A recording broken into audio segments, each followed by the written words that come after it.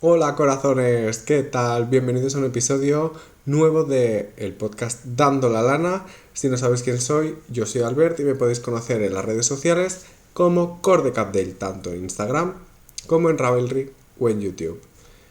¿Y este episodio de qué va a ir? Pues en realidad es un especial de lo que se avecina, que es el reto Teje 3 palabras. Ha llegado febrero, ya ha pasado en realidad, pero llegó y nos dejó como regalo una nueva edición del reto de 3 palabras 2021 que lo organizan Antonio de Miguel Lynch y Marta y Miguel de Merino Feroz. Este año cosas un tanto especiales y un tanto diferentes. No mucho, pero sí que hay alguna variación. Si no sabes lo que es, pues yo te lo explico. Yo creo que sí, porque todo el mundo está hablando de esto. Muy fácil, el reto Teje 3 palabras es un reto tejeril, que puede ser a crochet o puede ser a 2 agujas, en el que consiste en que a través de 3 palabras de 3 temáticas diferentes tienes que tener una inspiración y crear un diseño nuevo. Tienes tiempo para apuntarte al reto hasta finales de este mes de marzo y tenemos tiempo para presentar el diseño hasta principios de septiembre, si no me equivoco. Tendrás toda la información más exacta, si tú lo deseas mirar, en la página web de www.retotg3palabras.com. Y ahora sí, ¿qué 3 categorías? Yo creo que ya las sabéis porque todo el mundo ha hablado de ellas. ¿Qué 3 categorías han sugerido este año los creadores y los organizadores del reto? Pues han sido 3, que son teñido, meteorología y mitología. La primera sensación cuando escuché estas 3 categorías fue bien, buena, en realidad, porque son 3 categorías que dan bastante juego entre ellas, o que pueden dar bastante juego entre ellas, y, y no hubo, bueno, al contrario, me entusiasmó bastante, así que bien. Pero a nivel de resultado, es decir, a nivel de qué palabras han salido escogidas, hay algunas que, hay alguna muy bien, hay alguna que, bueno, y otra que, meh, meh.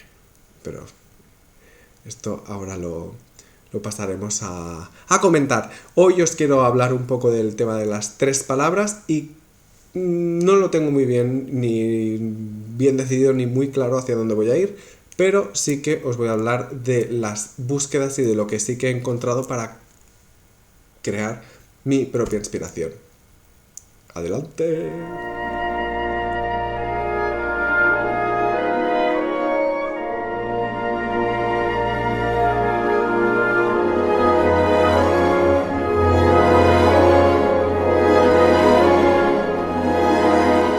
Pues la primera categoría de la que vamos a hablar es la de teñido. Los chicos y chica de Merino Feroz y Miguel Lynch cada semana nos están ofreciendo unas charlas para hablar de los diferentes temas que han sugerido, que están saliendo a través del reto 3 palabras. Y una de las conversaciones que tuvieron fue con una teñidora de la categoría de teñidos, es decir, que en realidad ya está todo dicho y no vamos, yo no creo que vaya a aportar eh, una gran cosa novedosa o nueva. Por lo tanto, ¿qué decir de la palabra que ha salido? La palabra que ha salido en esta categoría es sólido, un color sólido. Mi aportación fue otro, otra. Es decir, ninguna de las 3 palabras que han salido han sido las mías. Y la categoría que yo propuse en teñido fue cualquier tipo de teñido, pero con estelina o brilli brilli. No ha salido. Qué lástima. La que sí que ha salido ha sido la de sólido. ¿Y qué vamos a decir de sólido? Pues bastante poco. Tener en cuenta de que sólido significa que no hay variación de color, ni hacia otro color, ni en el mismo tono. Es decir, que se tiene que mantener exactamente igual en toda la madeja. Y aquí viene el problema. porque literalmente es casi imposible, creo yo. Por favor, teñidores y teñidoras que veis el podcast, esta es una pregunta para vosotras. ¿Es posible hacer un color absolutamente sólido, sin ningún tipo de variación tonal, ni agua, ni desviación del color, etc.? No sé cómo lo llamáis vosotras ni vosotros, pero teniendo en cuenta que la gran mayoría de madejas que tengo son teñidas a mano y que normalmente siempre hay unas aguas incluso dentro de la misma madeja, aun siendo monocromas, yo hablaré de monocromo, ¿vale? Es posible hacer un sólido que no sea acuoso, en el sentido de que no haya variación de la tonalidad del color. Esta es la gran duda que yo tengo ante esta categoría. El hecho de si voy a poder utilizar lana teñida a mano por teñidoras y teñidores que a mí me gusten. No sé hasta qué punto esta palabra transformarla un poquito y en vez de decir que voy a usar un sólido o que voy a usar unos sólidos, voy a decir que voy a usar monocromos, ¿vale?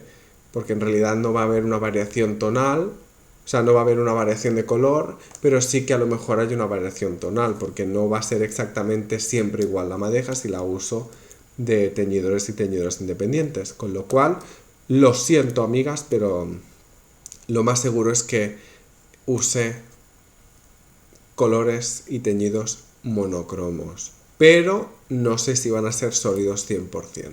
Lo que sí que no va a poder tener va a ser speckles, variación de color, degradados, etc, etc. Esto se nos ha ido al traste. Así que poca cosa más del color, en realidad. Esta es la palabra que está bien. En plan de, bueno, te da una pista de hacia dónde tienes que ir y qué tipo de color tienes que usar de tu stash. Pero está bien. Ni fu ni fa. Estoy contenta con ello. No tiene brilli brilli, lástima, pero estoy contenta.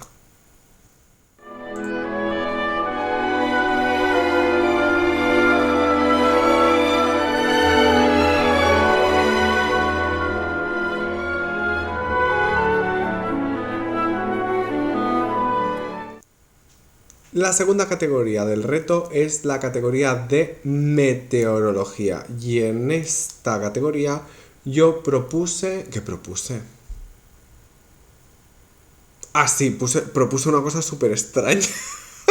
Y propuse días que saben o que huelen, no me acuerdo, a vermut y paella dominguera. Porque dije, mira, para cosas extrañas, pues pongo esto. El tema de la meteorología me pareció que era el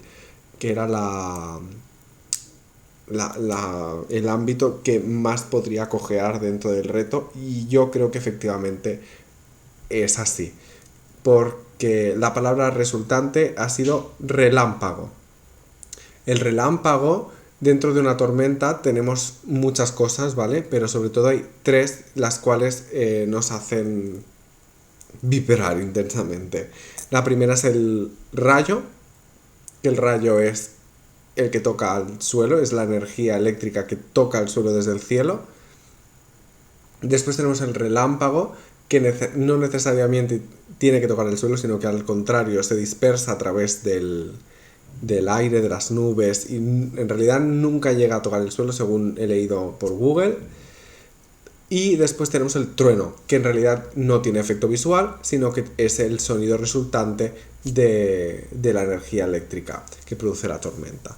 Con lo cual, de esos tres elementos meteorológicos ha salido, yo creo que el peor, porque he buscado mitos, he buscado lo que es, todo lo he buscado y todo se centra en el trueno con el rayo. Pero en el relámpago nos han pillado, amigas.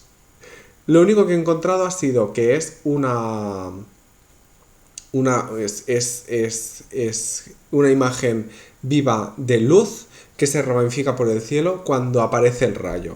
Y no siempre. Es decir, el rayo es el rayo directo al suelo y la ramificación que pueda aparecer o no, eso es el relámpago. Con lo cual es luz ramificada y ya está. Bueno, supongo que muchas otras cosas, ¿no? Pero no he sabido encontrar más jugo en esta categoría, en realidad. Con lo cual, pues no creo que incluya excesivamente esta categoría en mi diseño. Sí que había pensado que podría usar el relámpago como el hecho de que fuera un proyecto lo más rápido posible en crear, es decir, en hacer, en tejer, que fuera rápido, un cuello, un gorro, algo así. Pero no me convence. Yo quiero hacer otra cosa. Con lo cual, la justificación del relámpago de esa manera no me convence. Con lo cual, lo que sí que haré será que quiero hacer un chal. Estoy diciendo cosas. Quiero hacer un chal y lo más seguro es que, teniendo en cuenta que viene del rayo, del relámpago, etc, ¿vale? Haré que sea un chal acabado en punta, con lo cual haré un chal triangular. Seguramente sea un chal triangular. Y esta va a ser la justificación del relámpago en mi reto. Otra de las ideas que había tenido a través del relámpago había sido la de intentar crear algún tipo de dibujo dentro del patrón conforme hubiera una una ramificación y que ésta se viera. Pero en realidad quiero utilizar el plano del dibujo, por así decirlo, el dibujo del chal para hacer otra cosa, para intentar irme por otro lado que a mí me convenza un poco más a lo mejor. Así que, para no tener gran cosa que decir del relámpago, de unido, como dicen en mi tierra. Pero seguramente a mucha gente le encante esta imagen y es muy bonita de ver, obviamente. Quien ha visto una tormenta, no sé si os habéis parado a ver una tormenta, pero realmente es precioso poder disfrutar de ella. Y los relámpagos, bueno, ahí están. A ver qué salen de ellos.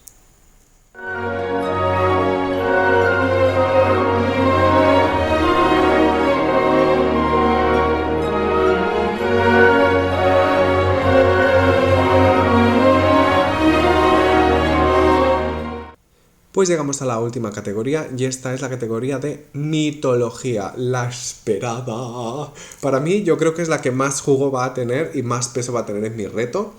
Tenía muchas ganas, surgiera y saliera lo que saliera. Mi propuesta dentro de esta categoría fueron dos, que fue el mito de Orfeo y el mito de... ¿Cómo se llamaba? ¡Oh! Electra. Puse Electra, que fue en plan de... ¡Oh! Como salga Electra ya verás. Pero no ha salido. Ha salido la palabra fauno. Y la palabra fauno, yo en un principio dije, ay, fauno, sí, ¿de verdad? Bueno, pues sí. Pero en un principio no me acabó de convencer, en plan de, bueno, qué típico y qué tópico. Podrían haber salido cualquier cosa de la mitología que no tuviéramos en cuenta o que supiéramos poquito o que tuviéramos pocas referencias. Pero del fauno se han hecho cantidad de representaciones artísticas, pictóricas, cinematográficas, musicales. O sea, tenemos fauno hasta en la sopa. Pues también en el tejer lo vamos a tener. Y habrá que aprovecharlo. Pero en un principio dije, ay, no sé. Pero luego rascas un poquito y dices, bueno, pues tampoco está mal. Y te lo llevas un poquito también a tu terreno, eso también hay que decirlo. Que lo mejor del reto es eso. Que tú vas buscando, vas mirando y al final dices, me quedo con esto y me quedo con lo otro. Y a partir de ahí, pues tiras millas. ¿Qué deciros del fauno? En realidad, deciros del fauno, para llegar yo a mi rinconcito de lo que he decidido, en lo que he decidido basarme, tengo que explicaros un poquito sin céntims, ¿vale? El fauno en realidad es un personaje de la mitología romana que lo tengo todo apuntado, por eso si me veis agachar la cabeza mucho será por eso. En la mitología romana es el dios del campo y de los bosques, por eso siempre se representa entre fauna, etc, ¿vale? Fauna y flora. Además se representa como un macho cabrío de cintura hacia abajo y como hombre de cintura hacia arriba, normalmente bastante poco agraciado, excepto cuando pasan ya al arte moderno, que intentan el barroco ya empieza, he dicho arte moderno, pero el renacimiento barroco, a partir de ahí ya empieza a hacer más grácil la figura del fauno y lo representa como una especie de... Es como los ángeles. Tenéis en mente los ángeles barrocos que son así pomposos y niños y que te los comerías, pues eso mismo, pero macho cabrío. Así que poca cosa. Una de las cosas de los atributos que tiene a nivel musical el fauno es que toca normalmente una flauta de pan. Y esto es debido a que normalmente se le confunde con el dios griego Pan, que tiene los mismos atributos. Y también es el dios de los bosques y de los rebaños y de los pastores y demás. El dios Pan además tiene un mito específico para explicar por qué tiene esta flauta. Que a mí es lo que me gusta. Pero podría salir el dios Pan y nadie lo conoce. Pues no. Sale el fauno. El dios Pan, lo que pasó con el dios Pan, según dice la mitología griega, es que como el fauno les gusta perseguir ninfas, mujeres, etc. Y al final el dios Pan se encaprichó y se enamoró de Syrinx, una de las ninfas del bosque. Entonces, en un arrebato, pues él empezó a perseguirla a tope hasta que Syrinx llegó al río y imploró a los dioses que le ayudaran. Y los dioses, con su magia y su toque mágico, la convirtieron en un cañar. En cañas de río. Entonces, cuando llegó Pan al río, no la vio, pero escuchó a través del viento y el silbido entre las cañas la voz de Syrinx. Y entonces decidió que ya que no podía hacer la suya, la haría suya de otra manera. Cortó las cañas y se hizo una flauta con cañas llamada siringa, o también conocida como flauta de pan. Y aquí está el hecho de por qué el fauno lleva una flauta de pan, porque en realidad se le confunde con el dios Pan, griego. Otro de los personajes con los que se confunde o que se mezcla nuestro amigo el fauno es con los sátiros griegos. El personaje de los personajes sátiros en realidad son unos hombres que acompañan normalmente a Dioniso en las celebraciones dionisíacas, es decir, que son el cortejo dionisíaco, lo pone perfectamente aquí. Forman el cortejo son una de las figuras del cortejo dionisíaco. Normalmente se representaban en la antigua Grecia como hombres que no podían llegar ni a trabajar, y se les representaba como hombres más bien barbudos, calvos, feos, con un gran apetito sexual y que les gustaba el vino y las mujeres. Solían ser se les representaba como algo divertido, que tenían, les gustaba la diversión y la buena vida. Y por eso se confunden normalmente con la relación con Dioniso, se les confunde con los faunos también. Bueno, no es que se confundan, sino que está todo como muy mezclado y representativamente no sabes si es un fauno, llega un momento en que todo es todo y nada es nada, ¿no? Pero todos son todo, ¿no? Un poco. Los sátiros normalmente acompañaban a Pan o a Dioniso en las celebraciones que pertocaban, unas grandes bacanales nos hacen falta a todas. Ahora no, que en 2021 todavía no se puede, que hay COVID. Pero yo a partir de aquí, de los personajes de los sátiros, llegué, después de hacer este desmembramiento de todos los personajes que pueden llegar a ser el fauno, llegué a un mito el cual yo sí que había estudiado y que sí que conocía, y era el mito de Marsias. Marsias, y este es, yo creo que es en el que me voy a basar para poder hacer el chal. Marsias era un sátiro griego, el cual normalmente se relacionaban siempre que tenían una gran destreza musical, además. Pero sobre todo, Marsias tenía una gran destreza musical tocando el aulos. El aulos era un instrumento griego antiguo que consistía en 2 flautas, ¿de acuerdo? Era una doble flauta tocada a doble mano. No sé qué tipo de escala tenía, no sé cómo sonaba, etc. Pero las representaciones pictográficas aún, aparecen aulos, y la gran mayoría de fiestas dionisíacas siempre aparece algún aulos por allí. Normalmente el aulos se representa como algo dionisíaco porque todo lo que implicaba viento creaba una imagen en los pómulos que no era muy favorecedora.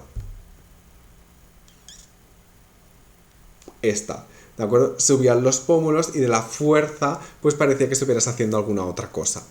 Pero la idea era esa, de que llegamos otra vez a la idea de que los instrumentos de viento, en función de cuáles fueran, pero sobre todo los que tenías que hacer más presión por doble caña, flautas de doble caña, etc., te hacía poner los mofletes de una manera determinada. Y además en las representaciones pictóricas están así, los dibujan con unas líneas en los mofletes y tal. Significa que no son, significa que están relacionados con la diversión sexual, el placer, y esto pues en realidad es malo. Es malo, ¿vale? Con lo cual Marsias tocaba el aulos y decidió un día retar a un dios griego. ¿A quién? Pues al dios Apolo. Y Apolo era muy diestro con la lira. La lira es la representación de todo lo contrario. No diré virginal, pero sí de lo bueno, es un instrumento puro, es un instrumento que no conlleva ningún tipo de efecto o afecto sexual, y está relacionado con lo bueno, ¿no? Lo bueno y lo malo tenemos ahora. Total, que Marsias decidió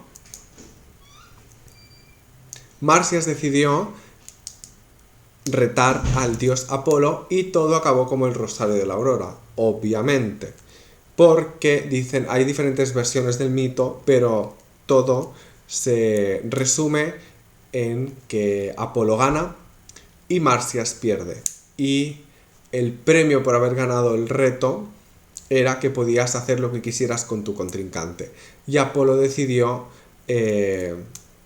poner a Marsias en una cueva, no sé en cuál, pero tiene un nombre, todo esto tiene un nombre, y arrancarle la piel a tiras y dejarla colgando. Y de la sangre que fluyó apareció el río Marsias, que se ve que es un afluente de no sé qué río, no lo sé.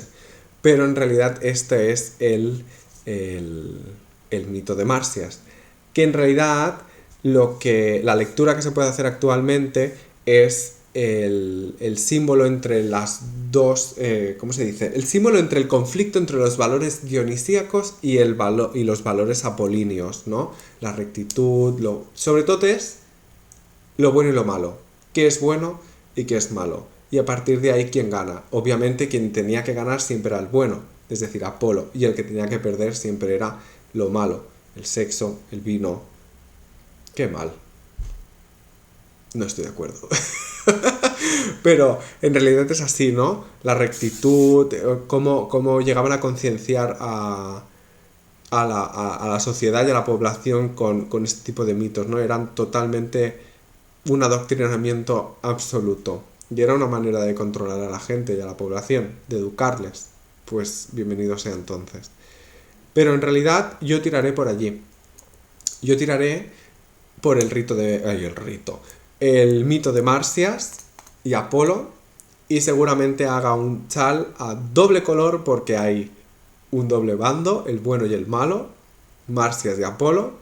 Y a partir de ahí seguramente haya secciones de Marsias que serán más con más controversia y Apolo que serán un poco más rectas. Y entonces sí que habrá la batalla. Que yo creo que en la batalla es cuando se podrán juntar los dos colores y ¡oh! ¡Qué bien! Podrá haber brioche a doble color.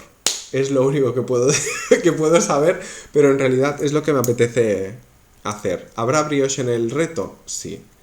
Qué raro, no. Pero me apetece poner brioche y es una justificación bastante, creo que es bastante adecuada para esto. De tener unas secciones más planas, apolíneas, más rectas, sin tanto intríngulis, y unas que sean algo más cargadas, a lo mejor, no lo sé. Y luego pues la fiesta del reto en sí, de la... Ay, ya no me sale. Bueno, de la batalla musical que tuvieron estos dos personajes. Y en realidad es todo. No he podido hacer nada, no he testeado nada, no me ha dado tiempo a pensar esto, que yo creo que ya es bastante. Y espero que os haya gustado mi explicación y que os haya servido a vosotras si no conocíais estos mitos, o si los conocíais, pues qué pensáis sobre el tema. Si me dejo alguna cosa, si me equivoco de algo, me corregís. Pero a grosso modo, más o menos, es todo lo que quería decir del reto TG3 palabras.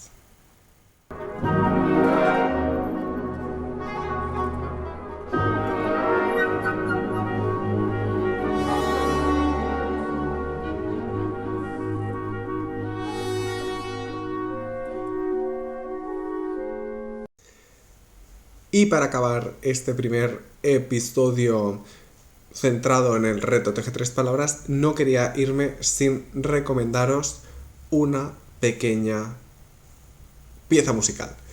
Este es ya que estamos hablando de mitología y además del fauno, no podéis iros sin haber escuchado o conocido el preludio, el poema sinfónico que se llama el Preludio antes de la siesta, Preludio a la siesta del fauno, es decir, Prélude à l'après-midi d'un faun, de Debussy.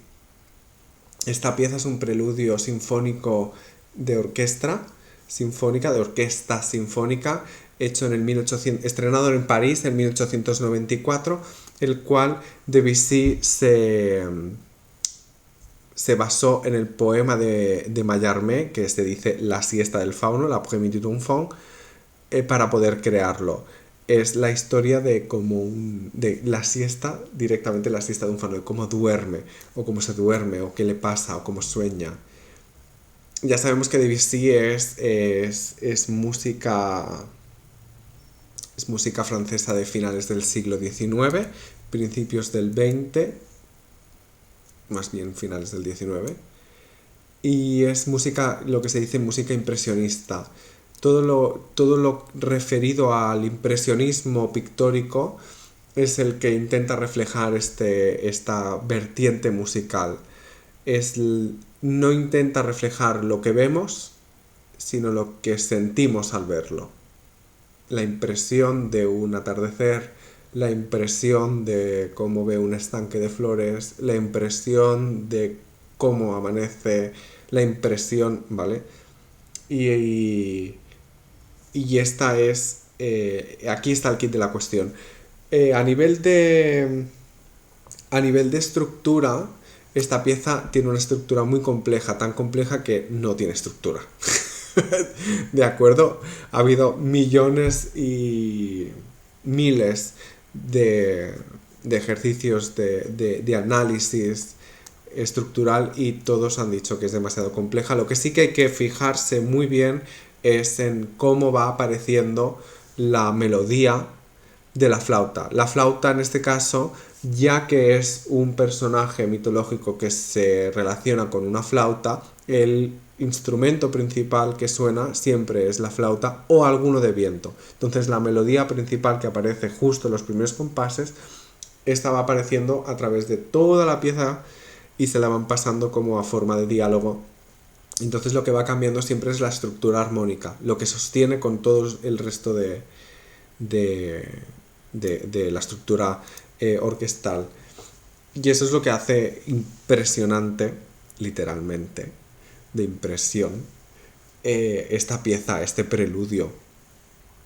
Además, tuvo mucha sensación y fue bastante famoso porque hubo un ballet ruso, que lo tengo apuntado, de Nijinsky, que cogió el preludio, el poema sinfónico, y lo hizo una coreografía con él, con Diaghilev en la cabeza del cartel.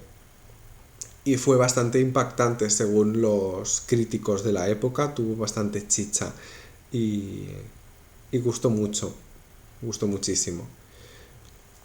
El léxico musical de Debussy es para poder rascar un poquito y siempre es muy apetecible y muy curioso. Siempre que lo escuchas es como una nueva manera de escucharlo. Siempre es como una pequeña brisa que de repente te sorprende y dices... Es como aquella vela que pones en casa y de repente no te acuerdas que está encendida, pero aparece la vainilla o aparece la canela y dices, oh, eso es Debussy. Eso es Debussy, entre otras muchas cosas. Y con esto ahora sí hemos llegado al fin de este episodio especial de Reto Teje 3 Palabras. El siguiente no sé cuándo va a suceder, pero espero ya poder hablar un poco más de colores exactos, fibras. A lo mejor puedo introducir algún tipo de fibra diferente en función de apolíneo o dionisíaco. Así que... pero no tengo nada decidido. Ya os contaré cuando le pueda dar un poco más de vueltas, ¿de acuerdo? Así que... ¡chao! ¡Hasta pronto!